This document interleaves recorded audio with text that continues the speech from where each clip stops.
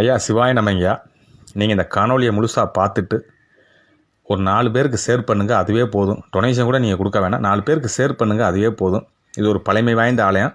இந்த ஆலயம் எங்கே இருக்குன்னா, தேனி மாவட்டம் ஆண்டிவெட்டிக்கு பக்கத்தில் ஒரு 5 கிலோமீட்டரில் ராஜாராணி என்ற ஒரு ஊரில் தான் இருக்குது.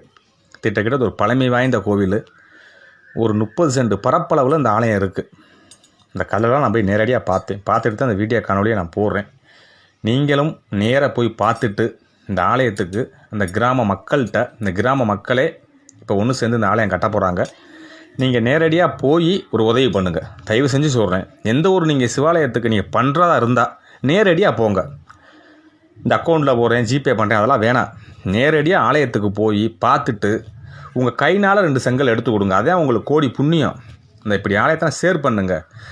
போக முடியலையா, அந்த பதிவை 4 பேருக்கு ஷேர் பண்ணுங்கள். அதுவே நீங்கள் சிவாலயத்துக்கு செங்கல் எடுத்து கொடுத்ததுக்கு சமம். உங்களுக்கு பண்ணுற மாதிரி ஆசையாக இருந்தால் நேரடியாக போங்க.